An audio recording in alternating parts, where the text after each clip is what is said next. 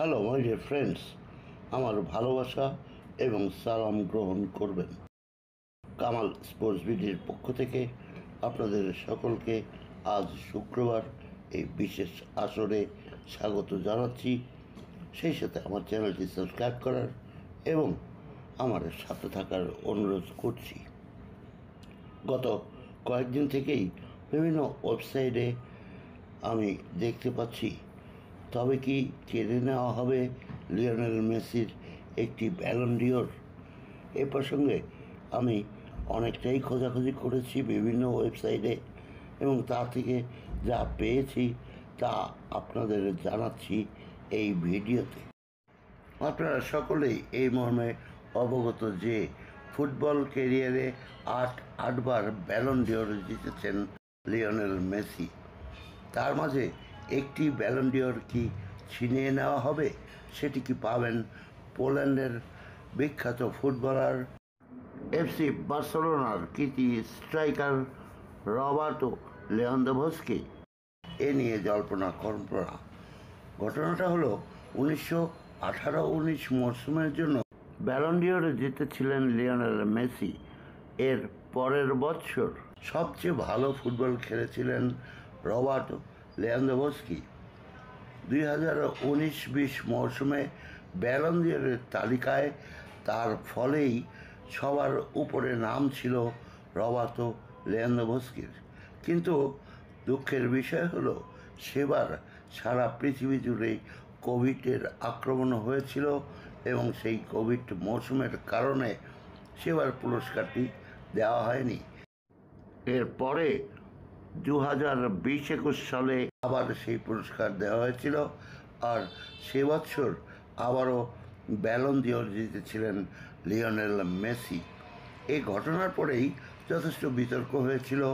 অনেকে প্রশ্ন তুলেছিল কেন 2020 সালের পুরস্কার দেওয়া হলো না।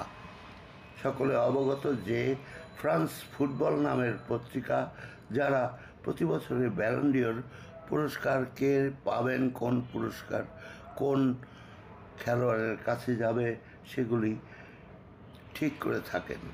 তো যখন প্রশ্ন উঠেছিল সে সময় ফ্রান্স ফুটবল পত্রিকা জানিয়েছিল 2019-2020 ও 2020-21 মৌসুম মিলিয়েই মেসিকে এই পুরস্কার দেওয়া হয়েছে।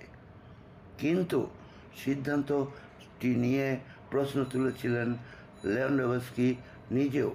পোল্যান্ডের এই বিখ্যাত ফুটবলার তিনি জানিয়েছিলেন 2 মৌসুম মিলিয়ে 100 গোল করেছিলেন তিনি। তার কেরিয়ারের সেরা 2টি বছর কাটিয়েছেন সে সময় লেভানডোভস্কি। তারপরেও তিনি ব্যালন ডিওর পাননি। সেই সিদ্ধান্তটি নিয়ে এই কথাবার্তাগুলির ফলে আবারও চিন্তাভাবনা শুরু করেছে ফরাসি ফুটবল। তারা জানিয়েছে 2019-2020 মৌসুমের জন্য পুরস্কারও দেবেন তারা।